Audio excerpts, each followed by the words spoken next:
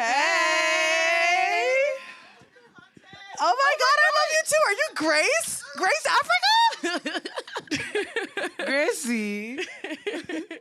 Oh my, I love this. I love the energy already in the room. Y'all looking good. Right. Thanks for coming on a Monday. On a Monday. I know the traffic was not small, so people are still on their way, but y'all made it.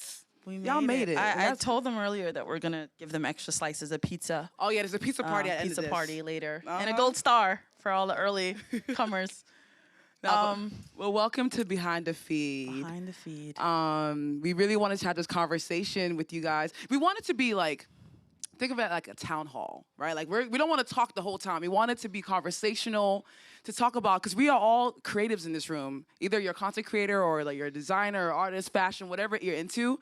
We are going through this creative journey, and it's not easy, but it's easier when we do it together. And that's that was like a gem. That wasn't even on the notes. It wasn't that even was on like the just brain. straight off the noggin. Oh my God. Thank you. Yeah.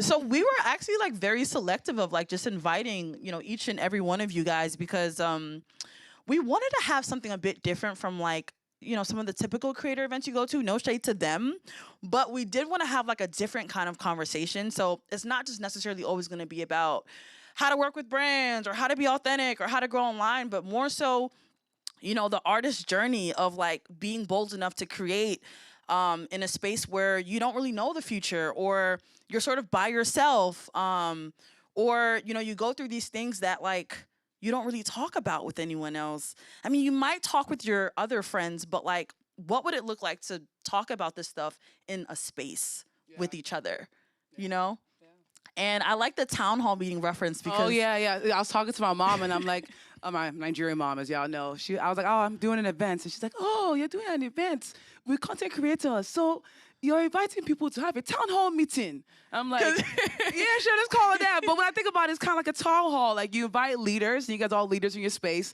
to discuss about matters that, we talk about in the group chats, but let's talk about it in person. Yeah. So who are we? I feel like y'all know who we are, but in case you didn't know, I'm Drea KK online as Drea Knows Best. Before I was Drea Knows Best, I was Drea the engineer.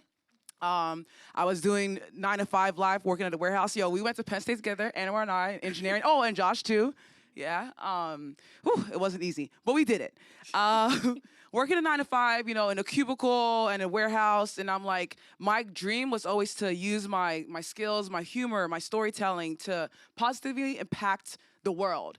But when you're sitting behind a cubicle, or you can't really impact the world from there in a certain aspect. Anyways, so I'm like, okay, life is too short not for me to not follow my dreams, and life is too short for me to not go after that calling that God has put on my heart. So in 2017, I quit my engineering job to be a full-time content creator.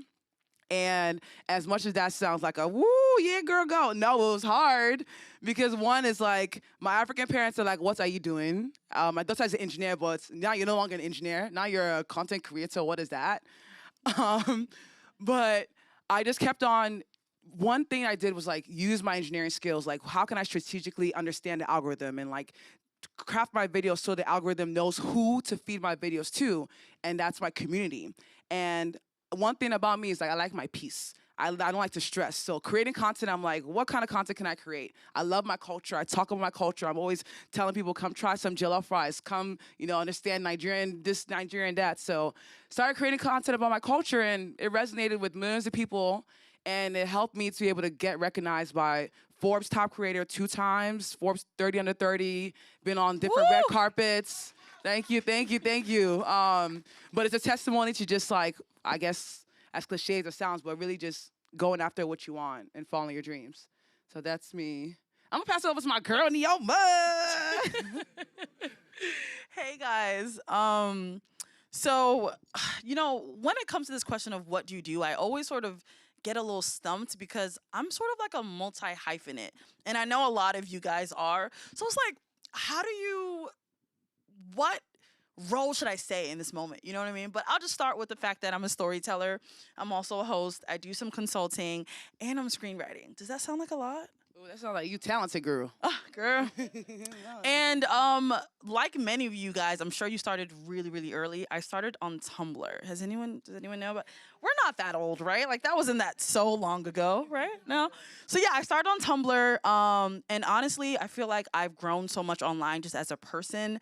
It ranges from like being like a skit maker, and then like an influencer, and then like a storyteller, and then I created like my own web series, and it just seems like there's like a role and like a transition of just the different facets of just being a creative in general. So a lot of the content, and I just think my purpose is really geared towards helping people live a life that is authentic to them, sharing a lot of my story with hopes that people feel comfortable sharing their stories too. And that is just sort of like the through line of what I want to do, and then or what I'm doing rather. And then it just looks like different mediums. So whether that's like, a podcast, or whether that's like a show or content online. So yeah, that's me. Yeah.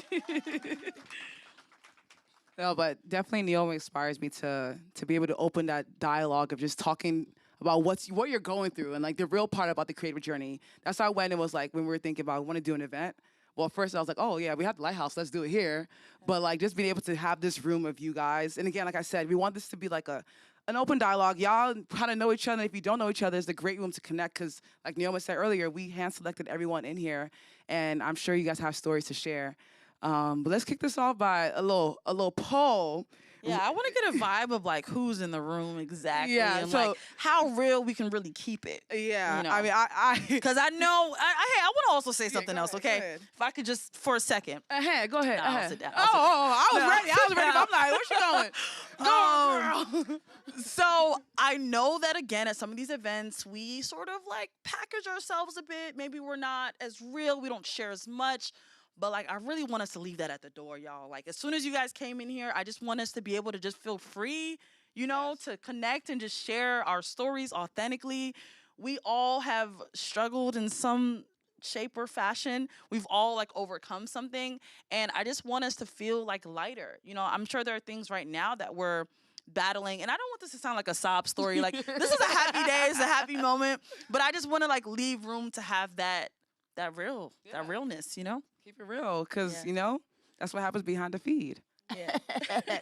All right, but speaking of the feed, raise your hand if you ever deleted a post because it didn't perform well.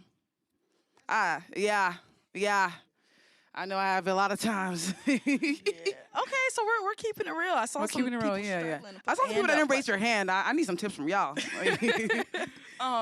Because I don't understand why. Why does it really, really matter? What is it? Is it the fear of like being judged? Actually, it's true because first of all, I was already scared of posting, and now I posted it and no one liked it. Oh, I'm deleting it. I get Okay, it. can I we get it. talk about that for a second? The anxiety before you're about to post. Oh. What is that? I've been creating for over 10 years, and I still have that anxiety before I post. I don't know why. No, I'm going to break it till I We can't. have to break In it. 2026, I can't go on like that. No, we can't. It's not that deep. But it is that deep sometimes. Or is it the fear that the content is not good enough? You already sent it to your friend, and your friend's like, girl, go post it. And you posted it, and no one is engaging with it. Now you're like, oh, maybe it wasn't good. Same thing with even just like, for the girls in here, like, trying to pick that perfect shot. Do I look good in this? Like, are you sure it's cute? Like, do you think this will get likes? Like, And then you post it, and it doesn't. Okay, you're right. Let me you're right, find you're out. right, Okay, you're fellas, right. y'all got your group chats for that? Okay. Wait, do guys actually do that? Wait, do guys actually do that? Timmy, But you I sure? appreciate the interaction. Yes. Wait, no, I really want to know. Do guys like send a picture to like their guy group chat before they post?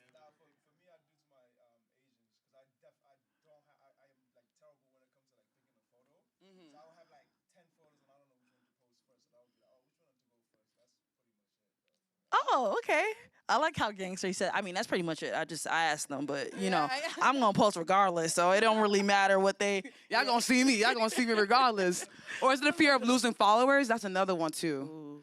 Yeah. Oh, everyone said, I felt that. Yeah, feel free to hit that moment when something is like deep like that. Yeah. But also everyone knows that like every time you post, you lose followers. You guys know that though, right? True.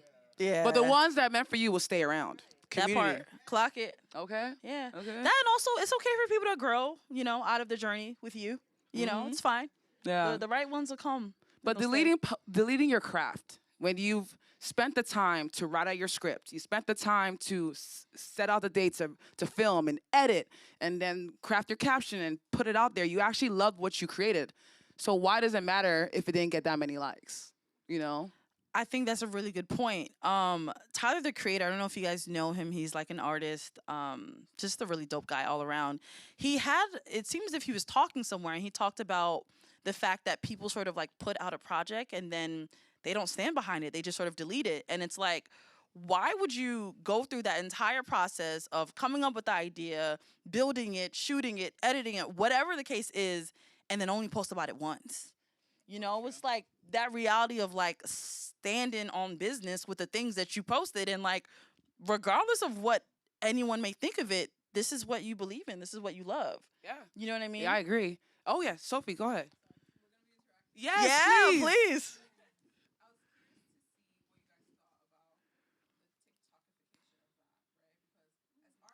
TikTokification. I love that. Is that like a new term?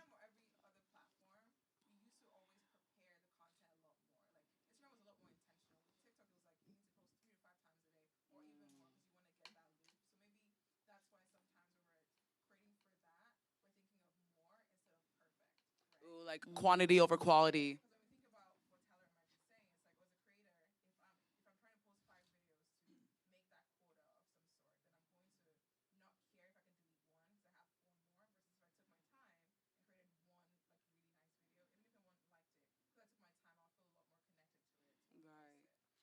But what's interesting is that something that I also realized is that just because you posted one time doesn't mean people are going to see that.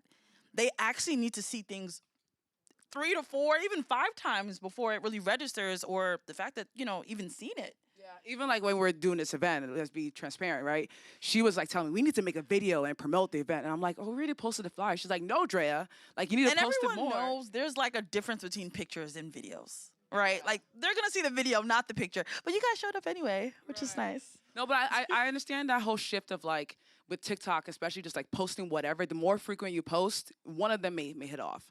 I've stopped even caring, to be honest. Even like when I think about the past when I started creating, like I said earlier, I created with the purpose of like, I want to share my culture. I want to create content I don't really see people posting about. And when I started 10 years ago, ooh, God, I'm still young, girl, please. But but whenever you hear somebody say 10 or 20 years, it's like, how old damn. are they? Oh, I'm sorry. But it's like, no, it wasn't cool to be African. I think now it's more like, okay, Nigerian Afro beats A. But back then, like, it was like African booty scratcher, or like, whoa, you ride. Someone once asked me, like, do you ride lions to school or something? Anyways, but I wanted to create because I have a passion for my culture. I want to just like, I just wanted to be expressive and tell the stories. And I think about when people look at my content, it's a reflection of like the Africa they may never get to visit. It's that pride and joy. So it's not about the likes. It's not about if they liked it. To me, when I post it, if I loved it, it's just an extra bonus if someone else liked it too. No. Speaking of that, oh wow, okay, Yeah, please come on in. Come on in. Yes. Come Yes. on stage. You could just now play. Go ahead.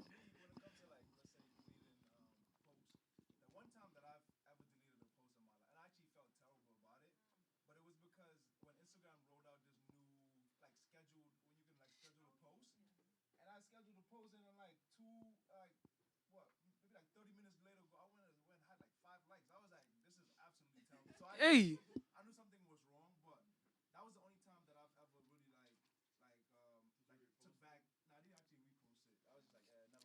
Wait, You just why?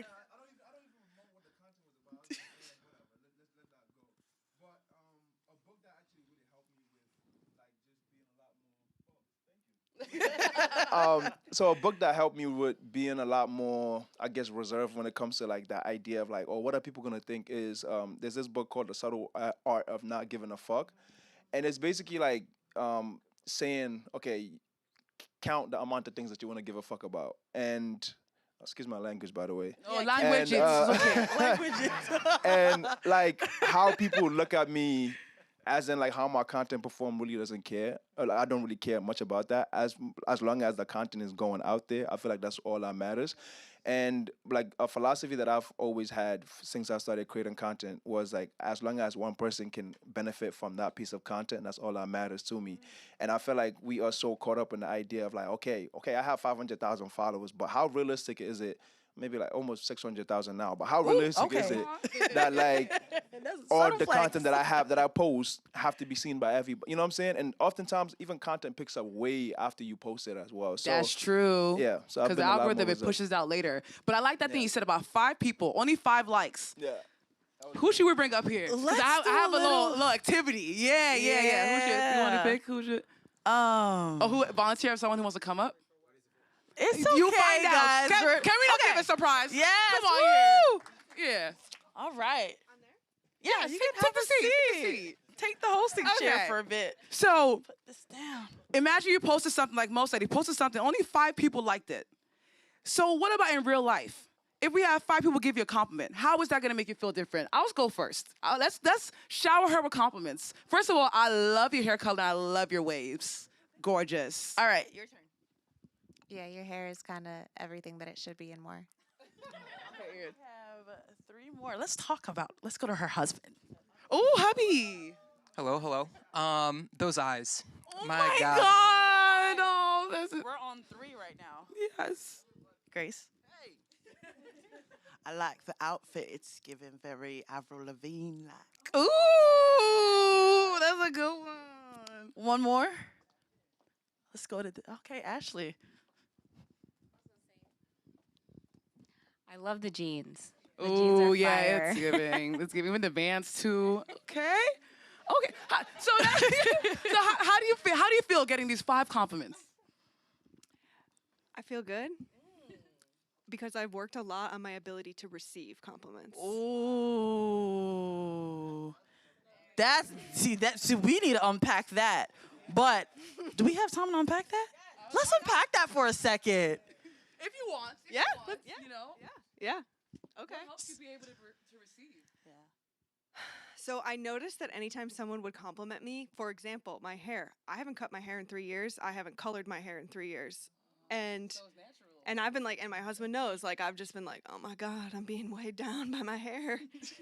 But I think if you want to receive high levels of abundance, you have to be able to receive compliments as a High baseline. levels of abundance. Because like if you're like, oh, this like my hair, it's so ugly. Like no, like if you're rejecting someone trying to give abundance to you, it's not just money. It's likes, it's connection, and like you said, like 5 people like that, and that's all I need.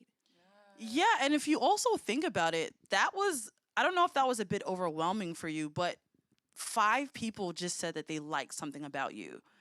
Like you existed and showed up today and you received that abundance. So I feel like it's the same thing even when we may get like 5 likes. And I know to like social media standards, like maybe something's wrong, but bro, 5 people really just said that they liked this about you. Yep. That's amazing. Yep. And that's more than enough. And that's how we should reprogram our mindset where it's like, okay, I only got 5 likes. Oh, compared to the other people. No, that's 5 people who took their time to comment, I love this content, or they laughing emoji, or whatever they did.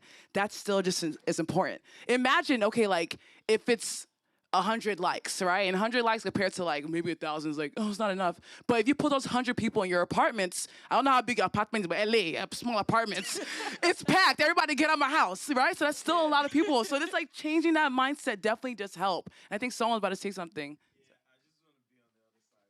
Oh, yeah. Well, because you What, actually Mr. are. Amplify Africa? Yeah. By the way, I'm sorry, guys. Can I just give like a quick intro on like what you do real quick? So Timmy is a co-founder of Amplify Africa, and he just does a lot of events and programming just around African culture and amplifying the culture. in Amplify Africa, like the company's called. And I know that there is a side to that where you plan events and you sell tickets and you do all that. So if you can sort of answer and contribute to that, because I know that there's like the goal of selling out and like all that stuff, but how do you balance the fact that people want to show up and be a part of this with the fact that maybe you didn't get the result that you wanted? Yeah, I think that's where I'm coming from a business standpoint, right? So just looking at you post, I mean, for a lot of content creators, the idea and the goal is to also make money, right? Apart from just the love of telling stories, you want to be able to feed yourself. You want to be able to pay for your home or whatever you have, right? Um, so from a business standpoint, if I look at your page and you're a bit inconsistent with the likes and the follows or the comments, I think from that angle, sometimes you want your page to be kind of perfect. You want it to tell a consistent story where people are looking at when they're, talking in the rooms in the agencies or, the brands and the ads, they're looking at your page. You want so that's why I said I want to be on the other side of it, like, and not just Okay, Kayla. disregard She can and not talk into just this. disregard, the idea of, oh yeah, just 5 people love my page and I'm okay with it, right? So I just, just to Okay, kind of, it's real. But there's Yeah. also another side where Yeah. I feel like brands are starting to wake up and realize, like, just because a person has 1 million followers and they're getting this XX likes doesn't mean, one, those are all real followers, or their community is actually engaging with them, or real likes. Yeah. So that's another thing. They're starting to wake up. But I think, Kayla, can you speak on that aspect? Because I know you're on the Meta side and also the TikTok side too. Yeah, so for those who don't know, I've worked on platforms at Instagram, TikTok, and Meta leading creator partnerships for the last 8+ years. Yeah. Yeah, so I've been on the other end working with the product teams and really thinking through like what are the best practices and kind of what did the platforms do as they're creating with this in mind. So I think having worked at both Instagram and TikTok, I can give a unique perspective, I would Sure say. can. So I think when we think about how these platforms work, Instagram in particular, it's what we call a social graph. And so then what that means is that it's top down in terms of the distribution of content. And what that does is for people who already have a presence external to the app, they tend to do really well and they tend to grow. So when you think of the top creators or the top accounts, it's the Kardashians, it's Cristiano Ronaldo, it's what people who are already kind of public figures. And I bring that up because I think what happens as a trickle down effect is that then there's more pressure to post and it becomes seen as a bit of a portfolio, right?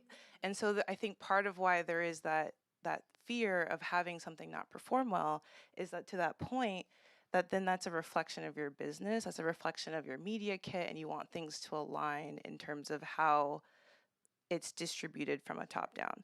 Now, TikTok, the psychology is inherently different because the algorithm is not looking at a social graph, but it's really interest-based content distribution. And so each individual piece of content is able to be shared based off of the engagement of that individual piece of content. So that's why somebody whose very first post might have the potential to reach 1 million views, because the way it evaluates is time spent is the number one thing. So when you see content that loops, it expands. But I think the thing that's most important about that is that because the social graph is not connected, right, you feel there's more ease to post and post more often, more authentically raw content, because it's not going in front of your business manager, it's not going in front of your friend, it's not going in front of people that know you, but the algorithm itself is positioning the content in front of the interests and the communities that really respect that niche. And so I think there's a psychology where then people are more willing to be their true self. They're especially on willing to TikTok. be silly. And I think that is then why people are also okay with the one post that has 1 million, next post has 5, next post has 500K, then 5,000, because it is this content that's asset by asset evaluation as opposed to coming distributed down as a more consistently from a social graph. Okay. She gave. I feel like I got the inside scoop of what the brands. I didn't even know that. Because this. I'm sorry. She wanted to Oh, go ahead. Yeah. and then we may have to kind of move on. But I But feel like I we want to can- hear what Andrea has to say too. Thank you so much, everybody. Can everyone just Thank like you so clap much for our volunteer? Oh my God. Now, I was going to say, I think it really it depends on the goal, or knowing what your goal is really, really important. Knowing why you're on a platform becomes really, really important. So my background is I'm more so on social media because of my profession, right? I have to show up whether I want to or not. So I do financial advising, all right, and coaching. Yeah. And coaching. Thank you for helping me get to the And money. So I have to be on about probably 2021 is when I was like, oh my God, I have to get on, and I have to just get on consistently. And so I think when you asked that question, I did not raise my hand around deleting, because I think, to your point of the what was the book, The Subtle, that. Don't give a. Yeah, I'm not. Yeah. So is that I had to get to that place because I was gonna overthink. And for me, for certain professionals, especially when I'm coaching and I'm talking about social media, I've learned that it's not as important to be viral as it is to be bingeable, for me and for a lot of people in my And gosh. so when people find me, it's like, how I just want to be able to stay on your page, right?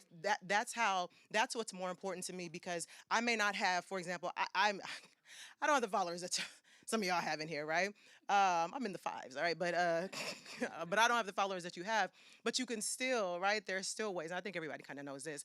You can still, make 5 and 6 figures from platforms. Again, it really all depends on your goal, and not just on the platform, but the system behind the platform is also very, very important. But that's all. Nice. No, I love that. Wow, that was so much to say on that. Wait, Yeah, go ahead. Anwar to Andrea, then we gotta continue. Okay, that's fine. Yeah. So there's one question that's like really strong, and I think you can answer it right now, and I think it'd be very beneficial to everyone in the room.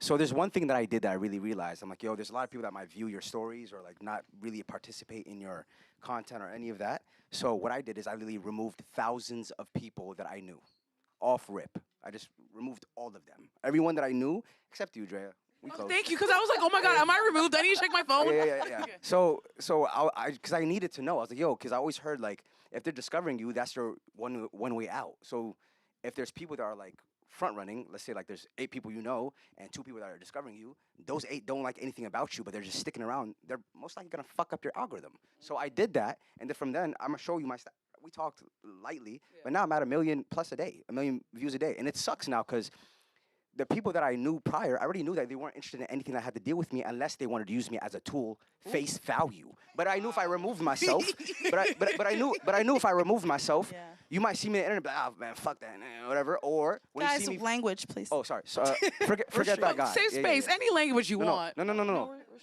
Oh. Okay, Tell forget your that guy. children to go to sleep on the live stream. Yeah, adults, let's continue. Forget that guy. So the question I want to ask you is, do you think it's smart to remove all your family members and friends off the application that you know are not going to do anything for you? It's strict over here. Strict.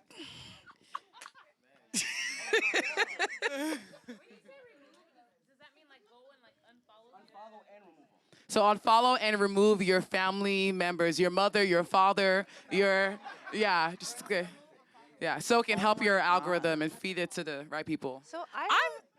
So personally, I've never come across that as something that works as a strategy. So I can't say, as somebody who's worked internally, of what that might be doing.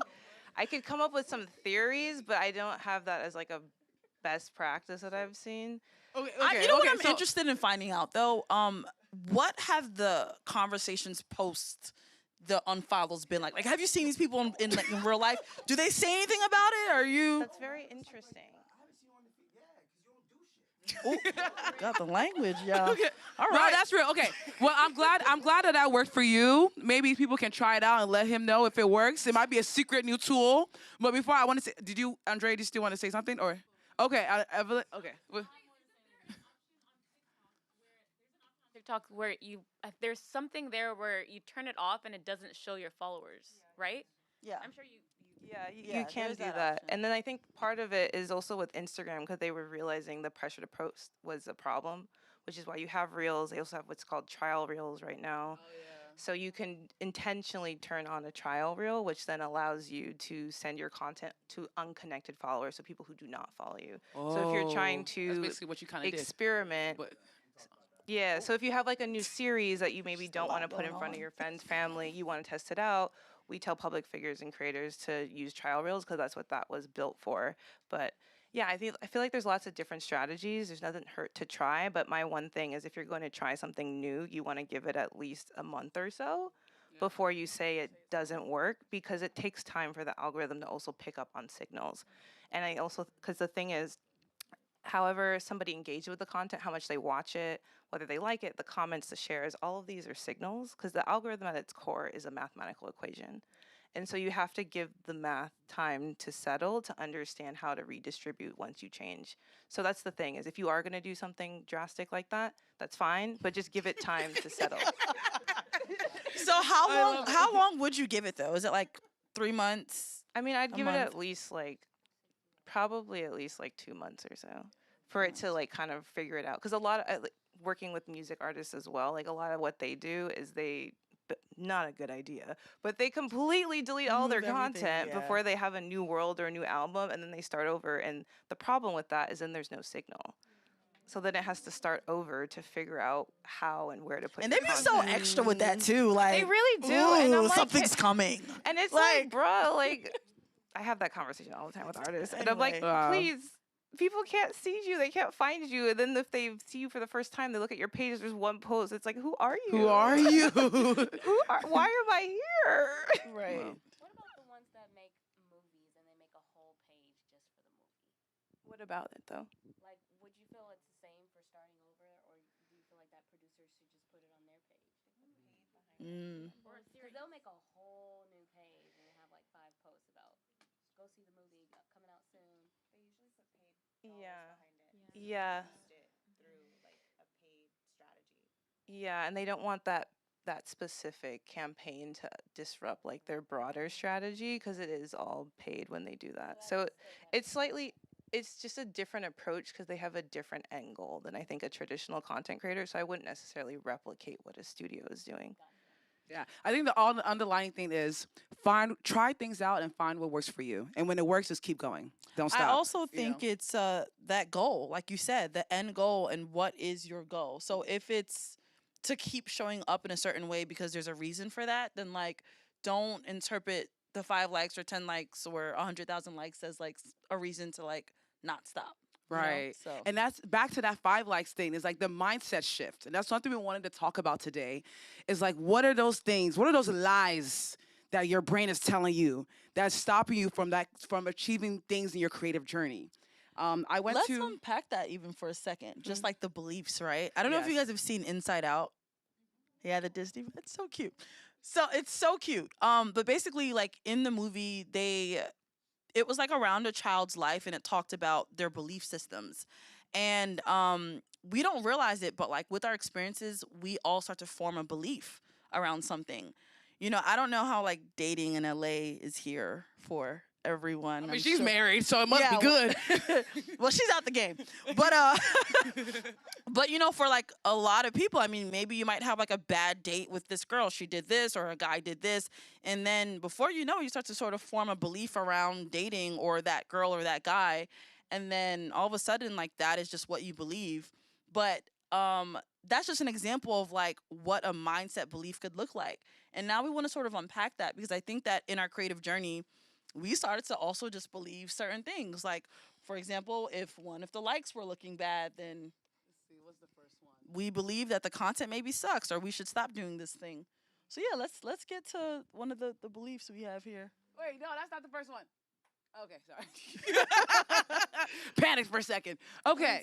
Oh, this is The a good one. first lie that I always hear people say, and I believe this at one point, if I take a break, Ooh, that's us. oh, that's me. Okay. We look good All up right. there, girl. Can you go back to that? Okay, let's watch ourselves. Okay, if I take a break, I'll fall off. Does this resonate with anybody? I know.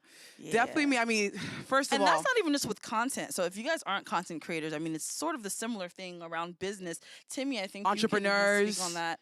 business Yeah. owners, because I think there's a certain guilt you feel because when you love what you do, it's supposed to be fun. You're supposed to love it, and every day is sunshine and rainbows. But what about when you're getting tired? There's something called burnout, right? When you're burnt out, you've been working nonstop. You need to be able to take breaks. And I think for me too, especially with my experience, it's when can I log off? And it would be okay. if I'm going on a trip, like if I'm going to, for example, recently I went to Netflix, took me to Korea. And it was it was a work trip. Flued out. Come on, like Thank Korea. you. Yeah. Flued Clap out. for me. Thank you. No, She but didn't have to put out or anything. She just got flued out. hey, the children on the live stream. The children on the live sorry, stream. Oh my God. But I'm in a room where everyone is posted consistently and we're there for work, but I feel overwhelmed because I'm like, I need a break, and then I get anxiety because I'm like, okay, I'm supposed to be posting in real time. Other people, and now I'm comparing myself to other people. Other creators too are there, and they're posting, and they're showing up for the community. I'm overwhelmed. But I realized like we need to be able to take a break. You back there, Angela, when was the last time we take a break? Angeline, you be going places all the time. Hold on, she got a mouthful. Why you just asking her a question? She chewing on chips. Can we actually ask Sophie too, and then we'll just swallow, girl, just digest. Sophie, I want to talk to you actually because Sophie is like a machine. Yo, I really am so inspired. When I think about consistency, because the goal is for all of us to be consistent. Sophie is one person who's very, very consistent.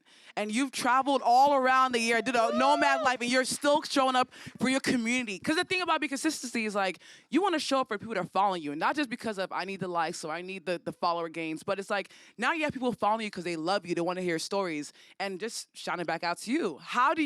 Any tips on how to be consistent and how do you take breaks? Because I think you also learned that this year. I'm going to be really honest. I don't really want to know about the consistency. I want to know about the time where you felt like you hit your breaking point and you had to log off. And have you ever felt this way where you're like, if I don't post, I'm going to start falling off? No. I'm like, can we get her a mic? I need to hear this. No, so much pressure. I need to hear no this. pressure. I feel like I might not have the healthy approach because I've never gone a day without my phone or without social media. I've not taken a break. I'm like I've rested in the sense of like maybe I'm kind of sort of offline, but if I'm watching YouTube, my brain is still thinking, oh, I like that. Let me add that to my vlog. Let me put that in my notes. If I'm in the shower, I'm thinking, oh, that idea would work better. So I feel like me and Drea talked about this a little bit where I'm like, I'm trying to get to the point where I take like vacation time or like work time off. I don't think I've gotten that yet. Even like my birthday, I'm thinking of content because I have to post on Snapchat and I'm having to post on Instagram stories. So I've not hit my breaking point yet. I will say I have found that having a sane community helps a lot. So like my friends. So like my friends aren't creators a lot. Like I of course have friends in the room. But my friends and the folks who know Sophie or Ronke, which is like my Nigerian name, whatever.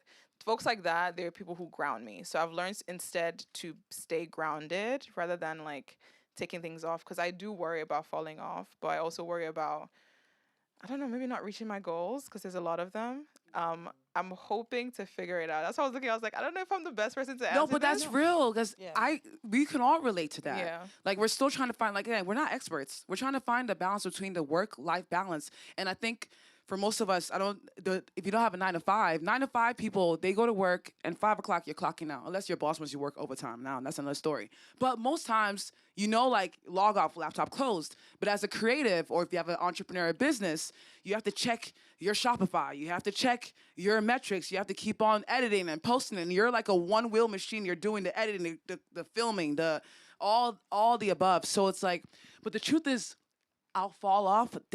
It's a dirty lie. Repeat after me. Say, it's a dirty lie. Say dirty lie. You won't fall off because you built a great community that loves you for you. And you are one person who, whenever she takes a break, your followers be in your DMs like, hey, me, are you okay? Everything good? They genuinely like love you and they're like checking on you. So it's like, go back because that rest, you come back stronger after that rest. I'll take the break. Listen, okay?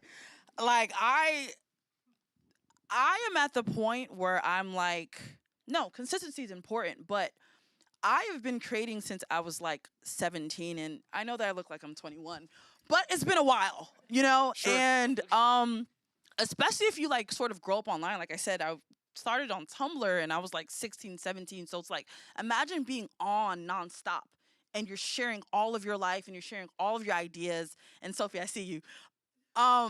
It's like you kind of want to know where is the line between real life and like social media. Like, why am I on vacation and I gotta post about everything before I can enjoy the breeze? Like, what is this? Like, I know, people need to see it, they need to hear you, they want it, but like, I just have to have that boundary. And also, it's like, for me, just being exposed to the internet so early and just always being on, I start to think like the internet. What do I think personally? And y'all know, y'all TikTok people, y'all be quoting the people, and y'all know, you hear something, oh, that sounds like a TikTok trend, and there's nothing wrong with that, but it's like, ooh, damn, the cards. Well, we don't need the cards anyway. We're just going off the noggin. Okay. But either way, yeah, I just need to take that break, and I've realized, yes, I have come back stronger, and I've had an idea more of like what I sound like and what I want to do, and I realized it's not about performance, it's about being. And there's something about always being on where you realize it's performance for me. Sophie, go ahead. I was gonna say that, do we define consistency as being constant? So, because that's where the question lies. Like, you can be consistent and post every day or once a month or once a year, and that's consistent because you show up once a year. So I think maybe for shifting our mindset too is consistency of, I know when I need to be posting X, Y, and Z, and then I'm going to take a break here, but I'm not consistent because there's an expectation there. I think that's what the shift is, because we hear consistency, we think, okay, we need to be on 24/7, but consistent can be just a simple mindset shift of, you know what, if I'm a YouTuber, I want to post once a week, I'm going to do that, or I'm going to post once a month, and I'm going to do that for 5 months, take a break, and start again 2 months later. So now you train your audience even to know that that's what they expect from you. Yeah. But I think we freak out when we don't know what we're supposed to be training our audience to expect. So when we disappear because we're frantic, our minds are in there, that's when we feel like we're falling off. So I think for me, that's where my consistency is like, they know to expect me, and I know like that's what I've giving the audience, so I enjoy it, so I don't feel a lot of pressure because of it. Hey, Drea, you asked me a question earlier when I had a mouthful of chips. Sorry, girl. It's all right, girl. I appreciate it. I am coming back from a break. Ooh, I am coming back. You look refreshed too. I could tell you took the break. The skin glowing from over back here. there. I had my shades on for a second. Thank you, friend. Yeah, I'm coming back from a break, from actually a 3-year break from TikTok. Ooh. And oh my God. It was not It's intentional. like a dinosaur. I know, girl. It rare. was not intentional. But I just listened to myself, and I listened to the opportunities that were coming to me, and they weren't in line with social media. So I just leaned back from pursuing it or consistently posting because the real world was giving me opportunities, right? And I did absolutely feel like, oh my God, followers are gonna leave. People aren't gonna, ain't nobody miss me, okay? Nobody missed me. I've been back since March, and I've grown like 150,000 followers since March. Wow. It's a spiritual That's thing. good. So, I'm relearning the machine. I'm relearning not only just the TikTok machine, but like YouTube and longer form content and things like that, which is why this is also really helpful to someone like me. But I have learned to take breaks because it's not good for everyone to work at a consistent whatever that looks for, like 3 to 4 times a day or 3 to 5 times. I could never post like that. That just does not work for me. I need to earn some money. So maybe I need to figure out a way to just throw some stuff up there. But I appreciate you asking me, and that's my feedback. I love that. Take the break. Like, it's okay to take the break and figure out what works for you and like the schedule time. Andrea, yeah? I don't know if anyone's familiar with the story of the 2 people who were carrying the boulders back and forth. It's like a fable. But for those who don't know, there's a story where there's 2 guys and they're carrying boulders back and forth from the same location to the other. And it come rain or shine, no matter the situations, they're carrying the boulders. And one of them is in a really good mood. He's like always whistling and singing and whatnot. And this 3rd guy was observing them this whole time. I don't know why, that's kind of creepy, but she was just observing them doing the task. And he comes up to the guy that is whistling and happy, and he goes, "Why are you so happy if you're both doing the same job? It seems like the other guy's miserable." And the guy that was happy goes, "Well, is that I'm building a cathedral." Whereas the other guy doesn't know what he's building, he's just performing the task. And I think that, I love that. No, I love that. I love that. Oh, yeah. And I think that a lot of creatives and creators, because we process the world differently. Like a business person most likely goes and sees an opportunity, they see a space, and they see revenue or profit. How a lot of creatives operate in the world is it's a way to digest the universe. It's a way to like process their emotions, to connect to other people through their art. So what happens when you introduce a creative which almost has a childlike mentality into a world of numbers and data and statistics and algorithms and profit margins and whatnot, obviously causes a huge dysregulation in their system. And so I think that for me, what's been really helpful, and I have it right next to my bed every day that I wake up, is what's my cathedral? And if I am going to be posting every single day without a break, why am I doing it? And the why doesn't have to be noble. I think that all of us have been conditioned to think that we have to free somebody or that we have to be of service all the time. The why can simply be retiring your parents. It could be making your childhood dreams come true. But you just have to have such clarity, because otherwise you're just, again, performing every single day and you're carrying the boulder back and forth.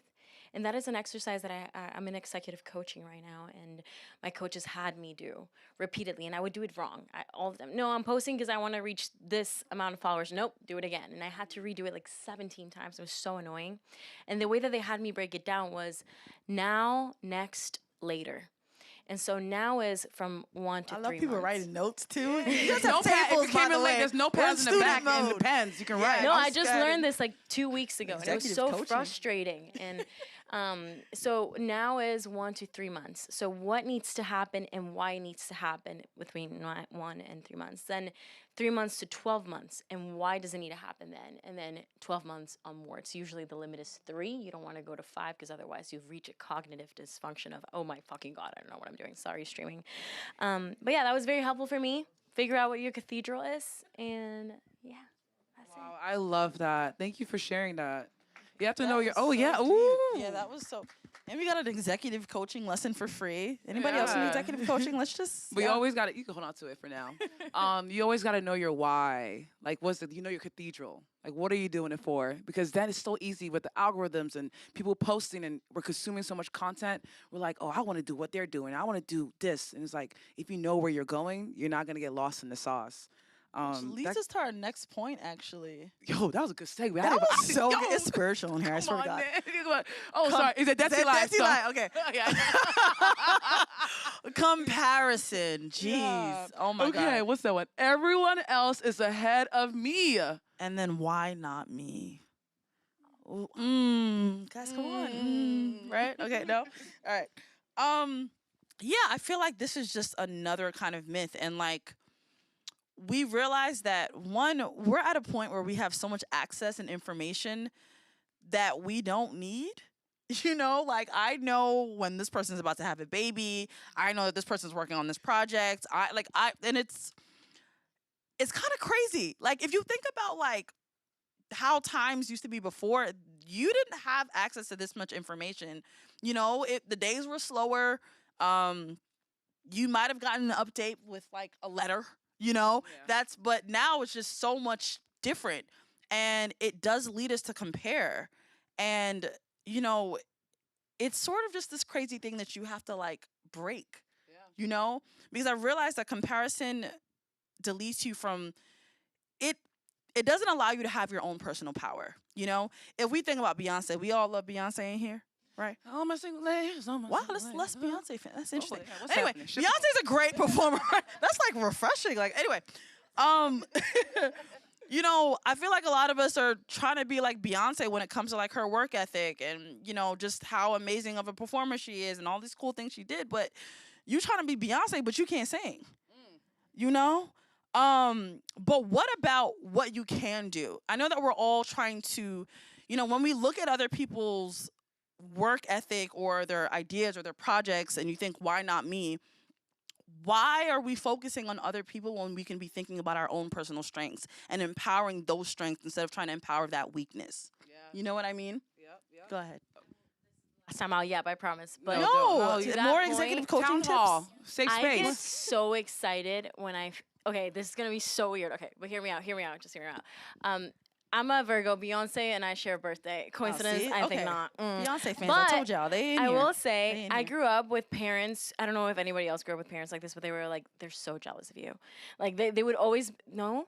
Damn, my parents were toxic. No, if anything, it's like this Oh my person is doing God. this. Why are you not like this person? Yeah, like but it was like a mix of both. It was always like my dad was always like, it's either you're like, why are you not doing as good as your classmate, or Okay, yeah, damn, they're yes, all yes, like a yes. girl has a That problem we with you, can they're just jealous of you.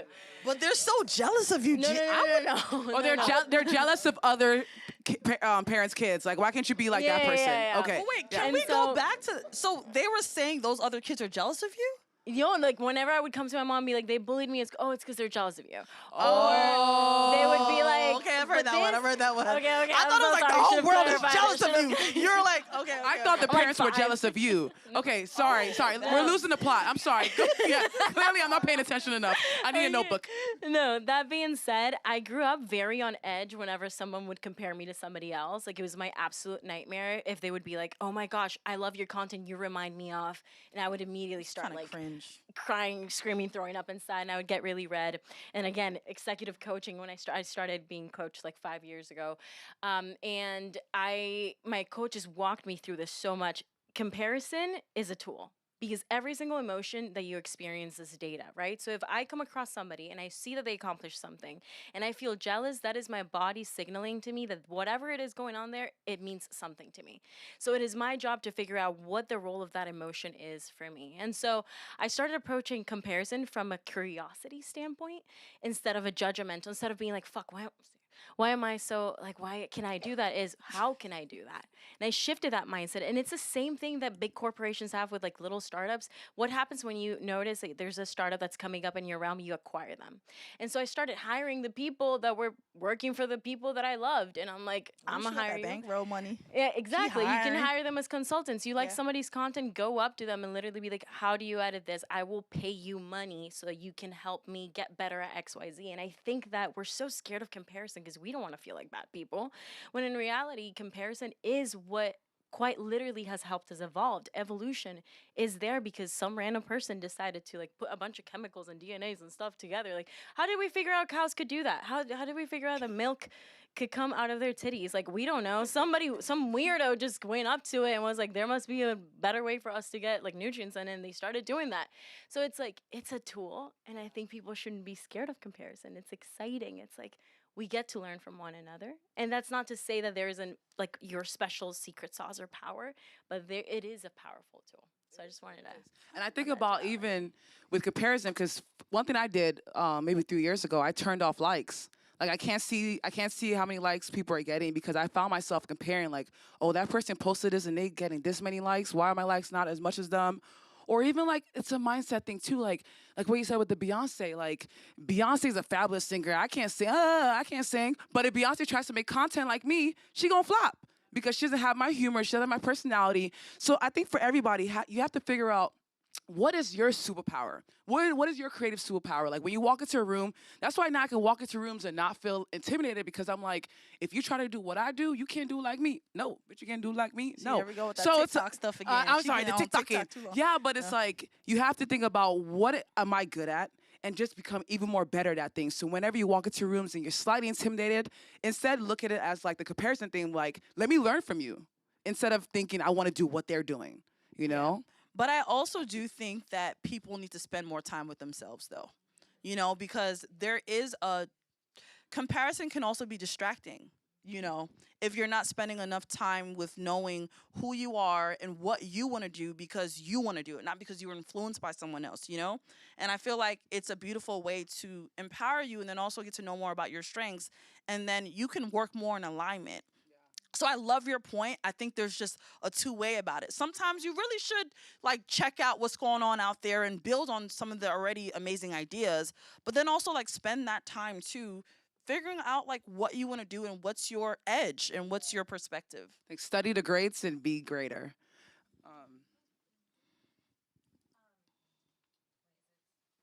Hello. Yeah. There we go.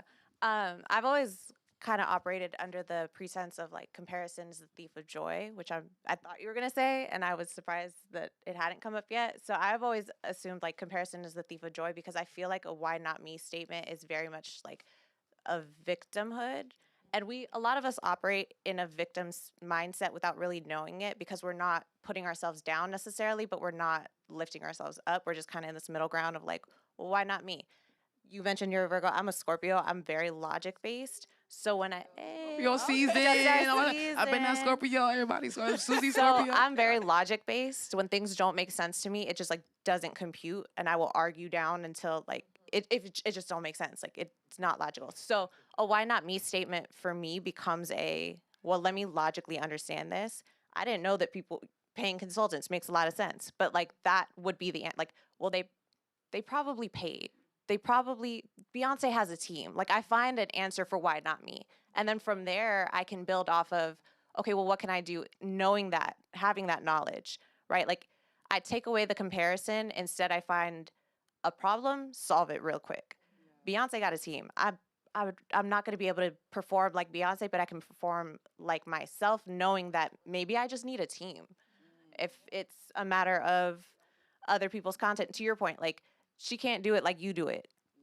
Answer, solved, done. Now you just move forward with what you're gonna do and keep it pushing and stop comparing because it truly is the thief of joy if you can't regulate it in your mind. And the other thing is like it actually feels really better on the other side of things when you, instead of comparing something, being really happy for the other person, it immediately changes your mindset. And speaking about like taking compliments earlier, like being in a positive mindset and having like the ability to manifest more positivity, it just continues to grow. So in those moments of comparison, kind of being like, you know, I'm really happy for them. They did theirs, whether they put a team behind it, whether they paid, whether they have a consultant, whatever it is, I'm actually really happy for them. Good shit. Sorry. Does anyone have like a big breakthrough moment of like when they decided that they wanted to stop comparing themselves? Sorry, someone mentioned before that comparison's like a scarcity mindset too, because it's like, why are we comparing? What are we afraid of? Like, what are we running from? You know, like, why can't we just, you know, focus on just ourselves and just be like, okay, I am who I am, and you know, who doesn't like it, whatever. So, yeah. Oh, she next to you, yeah. For me, it's like, whose timeline am I on? Like, why am I trying to achieve X, Y, and Z by this age or that age? And like those timelines are imaginary. And we just pressure ourselves to meet X and Y timelines. And I had to like relieve. I'm not a content creator. I'm just here inspired by you guys. I'm still sure you're creative. Everyone's creative. Not yet. Like I'm not pushing out content. I'm just here to get inspired. Then I might. But you will. In my career and just like growing up, I just had to like mentally tell myself, whose timeline am I on? Why am I pushing myself that I must meet this age before I do this, or I must meet that age? So I think that was what helped me. Everyone else is on their own journey, and it's beautiful to watch, like she was saying, like just watching people's journeys. I've been inspired by you all, Odyssey. I can't believe I'm in this room. No, you guys are my Beyonces, honestly. Oh my gosh, wait. Can we get that on record? Let's change the quote. We are her Beyonce. You guys have no idea how much, like, what you do does behind the scenes. Like, you might only see the numbers, but like the human people that you impact is unimaginable. Like, there's so many times. Okay, let me not get into emotional. No, but there's so many times that this is the space for that. I get depressed or emotional, and I just like, I know I'm going to go to your page and I'm going to laugh about being Nigerian. Or I go to Norma's page, like on my birthday. I didn't want to celebrate my birthday, but I went to your page and I saw how you talked behind the scenes, and why am I getting emotional? And it helped. And it's not just me, it's so many other people. So those 1,000, those 100, you've saved their lives. Aww. Wait, can I come give you a hug? Because that kind of like circles back to the, oh my gosh, thank you for that. Thank you for sharing that perspective. Change your perspective, y'all. Like, I hugged her yesterday. yes. I hugged her yesterday. Oh, you did? I'm yeah, jealous. and then I know, Susie, you wanted to say something?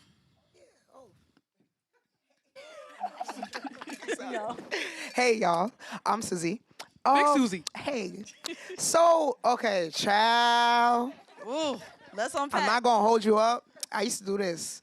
Compare myself to everybody. Yep. I would like scroll. I'd be like, oh my God, like, oh, I don't got that. And then being Nigerian too, like having Nigerian parents. Hello. Let's they would be unpack like, that. We need "Oh, therapy. you are 35. You haven't got married yet. No kids. Hey, you're supposed to buy a house by now. See your mates. They are diplomats. They are doing this. They are doctors. They are lawyers. So, like, subconsciously, even though I don't really care, you know, when the lights are off, sometimes it gets, yeah. So, what has really helped me in my, like, honestly, in my content and my business, because I also have 2 salons. Oh, period. Okay. Where they at, Clock though? it. Care about Susie. Where? Oh, New York, LA. You know? Oh, Oh, period. bi-coastal. In the Wow. main cities? I'm Oh, sorry. You know what I'm saying? I'm sorry. But what has really helped me in like even being inspired to even like create content is my faith. You know, and like God used to say like why not why no I would say like why me, and God would say why not you. You know, so I would always like use my faith and say, okay, you know what is a story that I can create, like that I can put out to inspire people, like what you were saying. So I try to use my trials and tribulations and the things that I've been through to put it and make it as content. And comparing yourself, it doesn't even matter because it's like there can only be one you, there can only be one me. You know what I mean? And then when I realized that, I'm like, I don't want to be like Amber, like. You know what I'm saying? Like, Amber. Yeah, like so, cause it's Amber easy. catching a stray bullet. I Amber. used to get bullied. They call me African booty scratcher. Yeah, it was tough. It was, yo, cause I thought I looked beautiful, and then I'll go to school. They'd be like, no. So I had to build my confidence again. So it takes time, but faith and just believing in yourself. And oh, this guy inspires me, OD. Hold on. Clock Let's it. give Mo his Hold on. flowers. Yeah, he inspires me to like use your story and you know what I'm saying? Like, cause you also had something similar, like, I don't know, you wanna share, but Yeah, pass that mic. Come on. So I guess we relate a lot because I also struggled. That's actually one of the reasons why I started creating content. When I first came here from Gambia, I'm from Gambian and Senegalese, and one of the things that I used to like struggle with a lot was my confidence. Like people used to make fun of me a lot for my skin. Like I couldn't speak English properly, but I never really like. Even though I internalized it a lot, but I use it almost like fuel because I knew if I was feeling like the way I was feeling, that there are so many other people that are feeling the same way as I was feeling. And so, because of that, I'm like, okay, I want to create a community where I can really pour into my people. So, my content oftentimes comes from a place of hurt and from a place of kind of like not being seen a lot of times and having to kind of like grow to the point where I no longer really need that validation, but I know there's so many other people that need that validation. But it's like rather than seeking it from someone else that doesn't look like you, I'm here to validate you and let you know that also you don't need my validation. You don't need anybody else's validation, but sometimes it's great to hear it or to not even hear it, but to feel it and see it from someone that looks like you. And so oftentimes like I'm very like chill in like real life, but sometimes when I get on social media, I kind of have to go a little bit I have to go a little I go a little bit like one octave above just to kind of like sort of like yo, if I was able to make it from where I came from, then so can you. So yeah. And then you had one thing to say. Can you pass it? Hi guys. So I'm going to speak from the perspective of a multi hyphenate. Now, it's people that have so many talents and discover they have a new one every single day. So that's Drea's point of finding your thing and like being confident in your thing. For people like me, we don't have a thing. It's like every day I actually discover I'm good at something new. So subtle flex. So how I overcame and continuously overcome comparison is, I don't know the exact Bible verse, but it's the before I formed you in the womb, I knew you.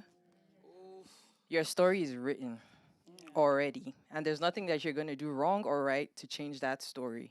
So just keep going forward. Literally, that's it. Wow. Take us to church. Come on, sis. And then Ashley, you got something?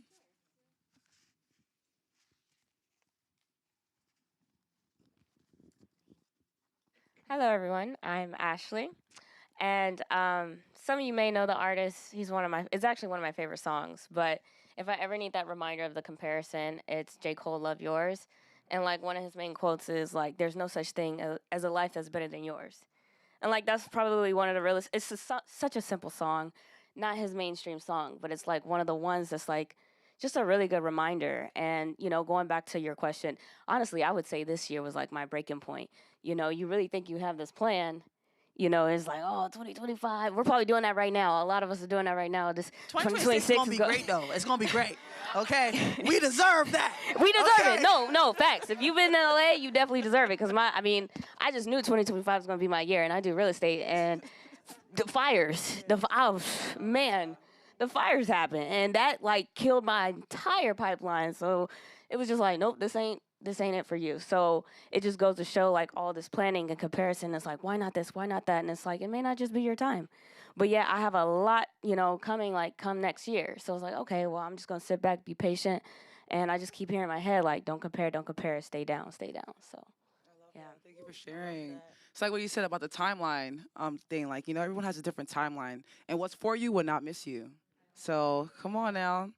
Okay, let's see if we can move on to the next one, because this was such a good one. Yeah, it was. But it doesn't feel good like you're not doing it alone. Like we all going through similar struggles somewhere, some or the other. Yeah. Oh. Okay. Oh yeah. So this one is about who am I to be doing this? What did you say? Hold on, come over here. What you say, girl? That sounds like imposter syndrome. It sure is, child. Oh, Lord. Oh man, I've had this a lot. I think we have the definition of imposter syndrome. If all those who don't know what it is, you're a fraud. When you think you're a fraud. Yeah, go ahead. Oh, should I read it? Yeah. Is the persistent feeling of being a fraud despite evidence of success. Despite the fact that you're successful and that you're amazing. Okay. And the fear that you'll be exposed. Who's going to expose you? You know what I mean? Yeah. No, imposter. Kick her out. You know, that's I'm never a fraud. going to happen. The honest truth, we're all frauds. You got to fake it till you make it. So what? No, I'm real. Hey, I'm real. Listen. As incompetent. But let's unpack that. But I honestly want to hear from you guys because all of you guys are so special and talented in your own ways. But has there been a moment where you've been in a room where... Go ahead, Kayla. So I studied something completely unrelated to marketing, communications, etc. I actually studied international relations.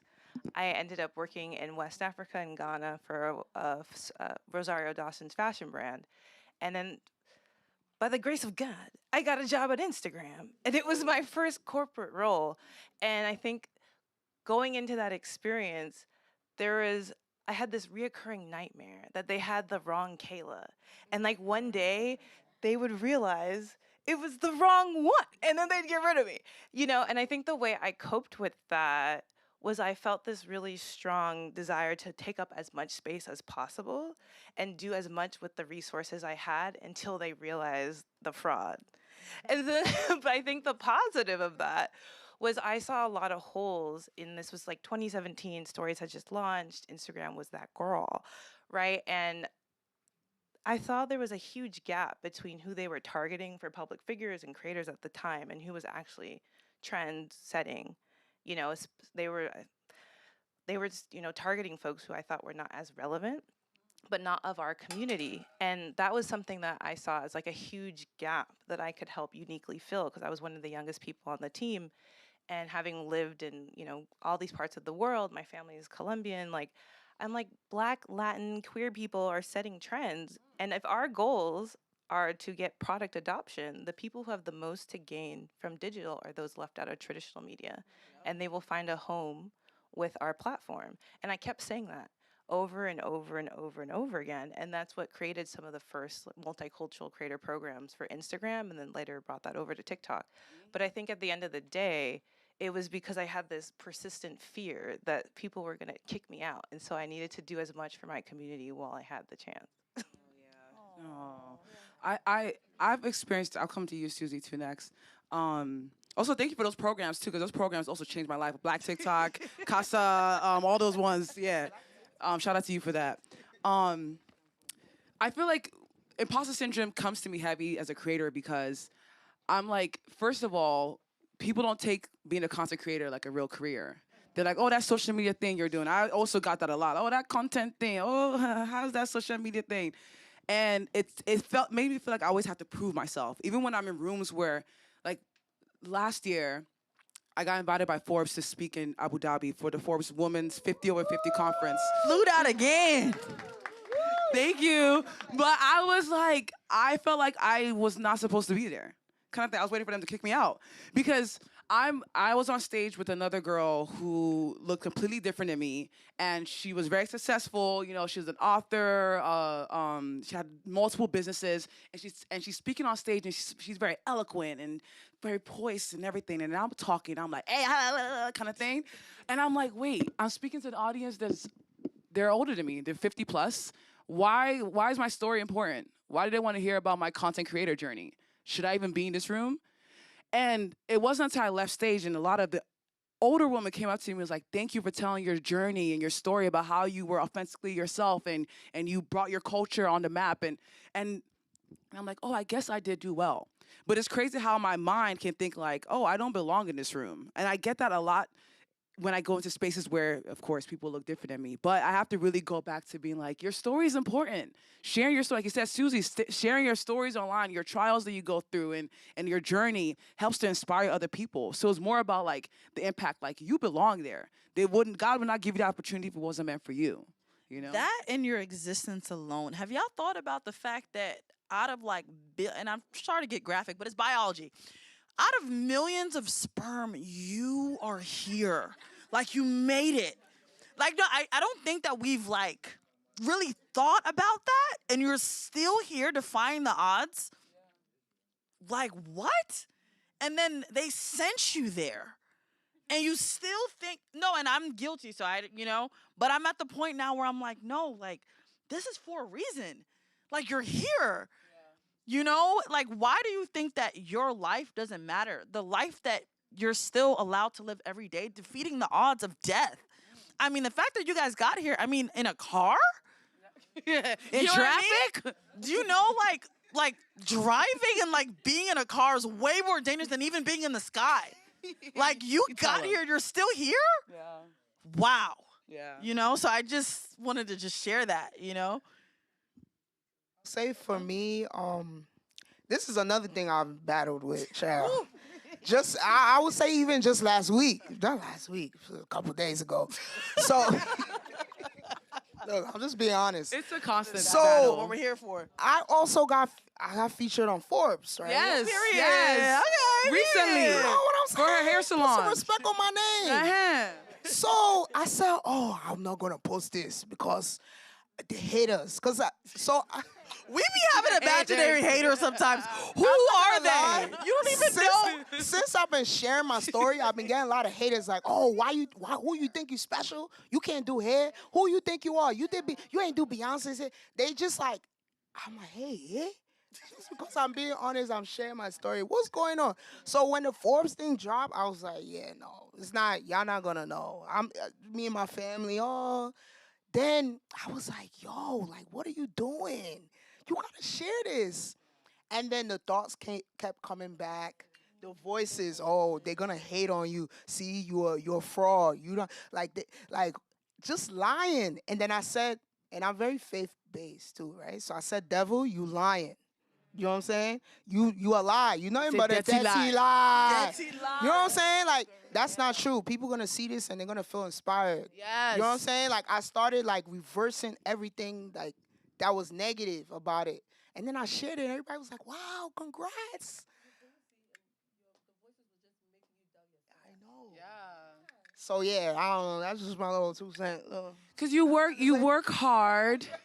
You work hard in your craft. Why would you think that you don't deserve the good things that come your way? You know? It's a dirty lie. So I think someone had it. Go ahead. I think, I bet, okay, Abena, then Angelique. See, my story is God had prepared me for all of the doubting. I had all my kids by 21, right? So I had 3 kids by the age of 21. As in an African home, you are discussed. The whole city was talking about me. So God had already prepared me for that because I knew that my story, I was going through all of this for a bigger purpose. And I'm a celebrity hairstylist, and one of my biggest clients that I have now for 6 years is Paris Hilton.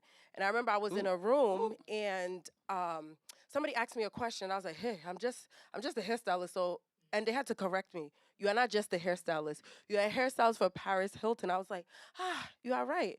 So after that, you are right. Just a So you gasp only have from to me. warn me once. So you only have to say something to me once, and I remember. And then I think about everything that I've been throughout my life. Even all of you, the reason you're able to sit in this room is because God has destined you for this exact moment, right?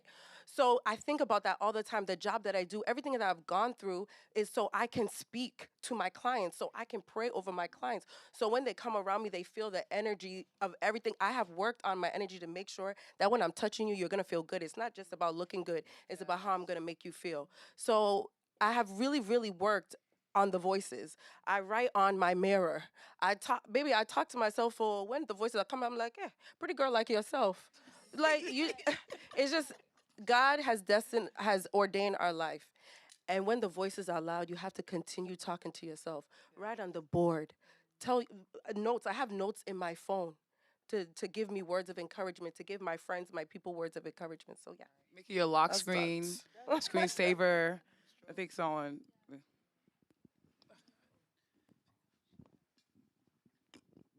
Thank you.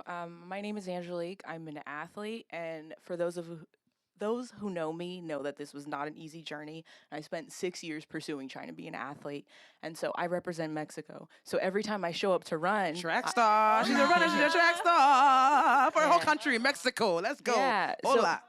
Hola. So every time I show up, I always feel uncomfortable because I don't look like everybody else. And it wasn't until last year when I had a breakthrough season, everything went through. I was invited to nationals. I got to run for Mexico. And in that journey, I traveled across Mexico competing. And there were so many little girls that came up to me just letting me know that they were happy to see that this is possible. And so when I think of the magnitude of you just showing up, when I'm here in the States, I feel like I get the most judgment for people that don't look like me. And then I'm traveling abroad, and these little kids that do not have any exposure to track at all are letting me know, wow, you just being here, taking pictures with me. I'm like, me? And so I just feel like as I think about the imposter syndrome, that was heavy in the beginning of my journey. I didn't know where I was going, and a lot of people didn't believe that this could even be possible. And so to see it through, be on the other side and see that I can impact somebody's life in a different country is just insane to me. But yeah, it's just staying consistent and just reminding yourself of what your end goal is. Because I quit track multiple times and I was out for years and I decided to come back. And I'm older now than I was then, and I'm faster now. And if I wouldn't have That come break, back, it's about that break that we talked about. exactly. Yeah, no, 1,000%. Last year I was injured, and as I was going through my season, I was just like, man, it's so close to nationals. I don't know what I'm gonna do. I took 2 weeks off. I came back. I signed myself up for the 100, which I knew could be risky because I could get injured again. I ran the fastest time of my life, and I didn't train at all for over a week. So yeah, breaks are important. And I just want to say one more point. I noticed that like a lot of us are talking about like the things that we do and you know, that being like very deserving of the validation or the celebration. But I just want to remind everyone it's not even just about what you do, it's about who you are and the fact that you're here. Period. You know, that's it. That's right. So okay, go ahead. Give me one sec. I just a point on that. Like I said, everyone's here for a reason, right? And I competed in a pageant last year, and one of my pageant coach and actually my broker both told me this, like, you're here for a purpose and you're being selfish if you're not sharing your story. I was like, ooh, why I gotta be selfish? And he's like, because here it is, you're nervous, but you have something to say. You have a message to deliver, and you're not delivering it. People need to hear you. People need to see you to inspire that younger generation. And I was like, dang, well, when you put it that way, okay, let me get on out there. You know, so yeah.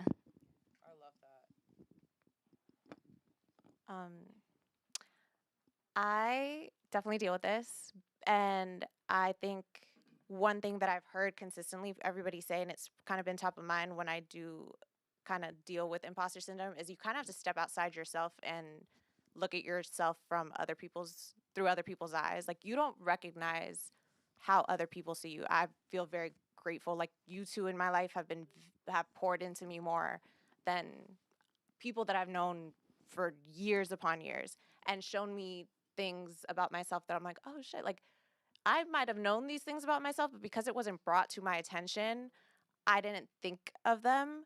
And it's also like you mentioned, like I'm not a content creator either in real life. They would say it's different. I just be making little stuff from time to time. I have a 9-to-5 job. I'm like a normal person. But you wouldn't be.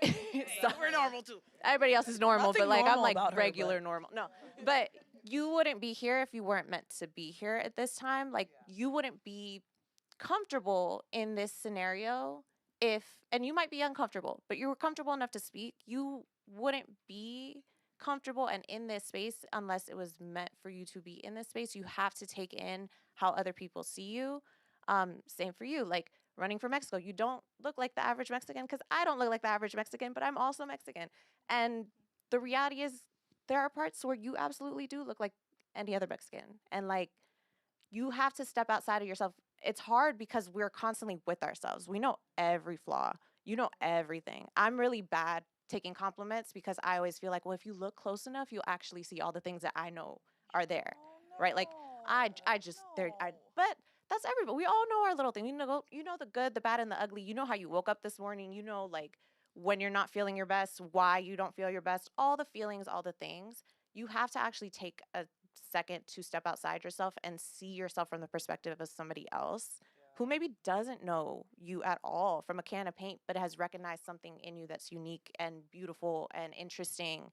And there are things that you probably know that you just take for granted.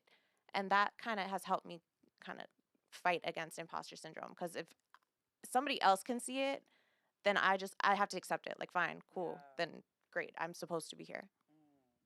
You gotta see it too for Let's yourself. do Uju, and then we have to move on. It's her in the pink hat. Yes. Okay, so I moved here to LA from Lagos, Nigeria in 2019. And I would say my imposter syndrome started when I moved here.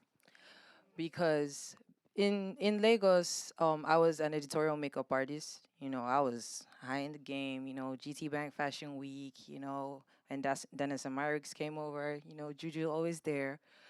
And I was so comfortable with where the work I had done, where I was, I knew I deserved it. Then moving over here, I realized followers is a very big thing. In real life, I'm doing all this stuff, but because I don't have the following, someone doesn't believe that I'm good enough for that role or for that job or to even have that connection. I've had people follow me and then unfollow me because they have more followers than me. Especially LA. So over time, that mentally put me in this space of, okay, maybe I'm actually not as good as I thought I was, because if I was that good, I should have many followers. I should be at a certain point that when I now meet people that actually, like when I met Norma, when I met Susie, I won't lie to you guys. After some time, I was like, they're gonna unfollow me pretty soon. It's a dirty lie. It's a dirty lie. But I appreciate that. And also I appreciate my man here who's always constantly telling me that in real life, these people see what you are doing. So they know you're amazing. They know you're great. So just keep doing what you're supposed to do. Because those people that unfollowed you definitely have that mentality of, like, they're probably not even that great. They probably even bought their followers to make themselves look that great. And now you're judging yourself based off of what they think. And also another point, I don't know your name, but you spoke right before me. I have a contrary point to what you were saying about seeing yourself from other people's lenses. What I also realized, like, caused me to think a little less of myself sometimes is trying to decipher what people think about me. For example, I work with TV and film research individuals at USC, and we had a roundtable talk with the Gates Foundation recently. And when everyone was talking, they were using words that I had to Google real quick to stay in that meeting. I was like, oh God. When it got to my turn, my heart was in my mouth. I'm like, I don't have the vocabulary. I'm from Lagos. English is, I speak Igbo as well. So it's like, I don't have the vocabulary they have. So I just said what I wanted to say in, plain words that I had. And I didn't think what I was saying translated well enough until at the end of the meeting, the head of the project from the Gates Foundation, she summarized her whole talk with my points.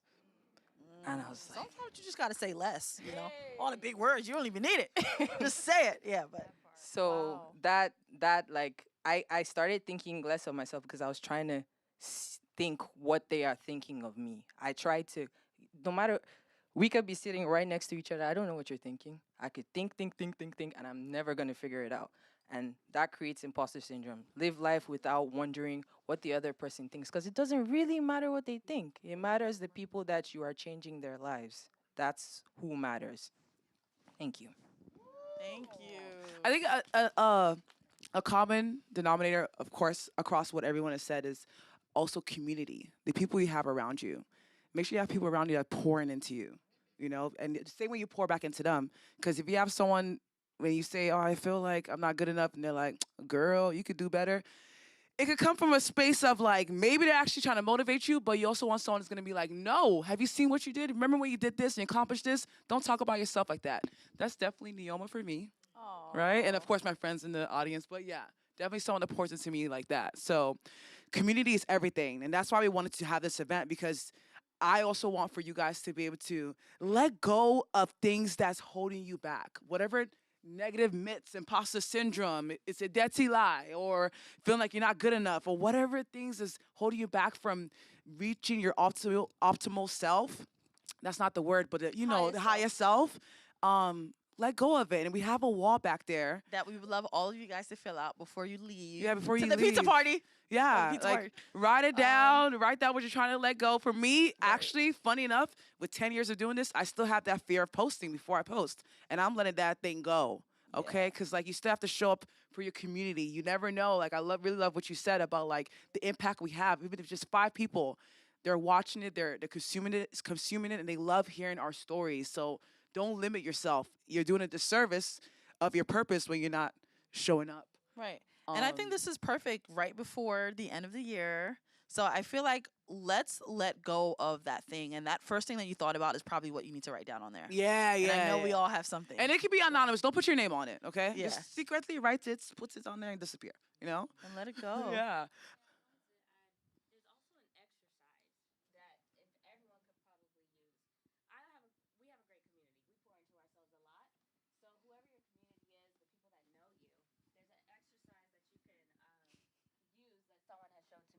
Professor has told me, which is pretty much whatever your goal is or whatever you want your image to be, have someone say, the exercise is to ask them, hey, when I say this word, what are 5 things that come top of mind?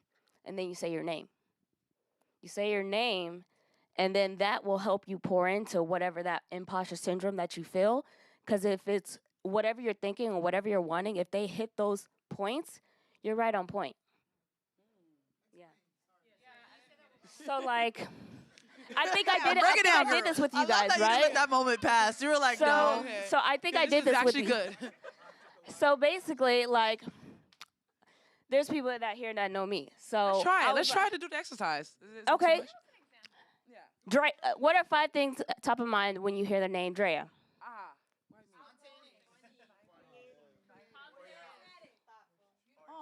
You know what I mean? Guys, don't stop it. Keep going. Okay. Next would be, say, hey guys, here's 5. What are 5 things that come top of mind when you hear this Nneoma? Warm. Fashionable. Deep. Loving. Storyteller. Caring. Storyteller. Storyteller. Recording all of this? I want to listen to it later. Coaching. You know what I mean? So same with Susie. When I think Susie, I'm like hairstylist. Yes. Owns 2 salons. Bold. I ain't gonna say it, but Great that dancer. girl, you know what I'm saying? Girl, Stylish. confident. You know what I mean? So do that with your friends that know you. And that will like delete a lot of like whatever that imposter syndrome that What you was have. that thing about saying your name after? Something like that? So you say, hey, I want to play a game. I have this exercise. Just go to your friends. Don't tell them you're about to say your name. They're thinking you're going to say just a word. But when you say your name, they be like, oh. And so I learned this in real estate school, as a matter of fact, because he was saying, hey, you know, Google your name, see what comes up. Also figure out, like, when you go to your friends, what are the first things that they say? And for a while, it wasn't real estate. Now, years later, I Networker. did the same exercise, and it's exactly what I wanted it to be. Okay. So, yeah. Okay, I love that. I love that. That's also a good way to be able to figure out what business you want to launch, or what type of content to create. If you want to start creating content, you ask people like, you think, what do people always come to me for? What are they always asking me advice on? And maybe that's what I should start creating content around, or maybe that's a business I should launch. So that's my last tip of the day for y'all. We definitely want to have the pizza party before it gets cold, because it's pizza outside for y'all. And We haven't warmed up in the kitchen. Oh, okay, my bad. Yeah, you know, Not cold we're in a pizza. bougie spot. But as you go out, I want you guys to mingle. A lot of great people in this room. We have a prompt for you, so maybe you want to go up to someone and ask them what project you're working on and you're excited about, and how I can be a resource to you. Because the most important thing is like, we want to support one another. So not just like, because I hate going to networking events. It's like, oh, so what do you do? No. Okay, how can I support you? What are you excited about today? So what are you working on? What are you working on? Or what did you leave behind and you stopped working on it because you didn't think it was good enough? So, thank you for coming today. Thank you guys so much. Woo! On a Monday. On a Monday, on so Thanksgiving grateful. week. Oh my gosh. Really appreciate you guys. Really love you guys. You guys are great. So don't forget the Lego wall. And yeah. Oh yeah, we want to do a little video thing like, hey, we got out here. Yeah, can we do that with y'all? We have Hope time that's for that? fine. Yeah. Okay. How do we do The music. the music? Afro beats. Hey, yeah, boo. Maybe like a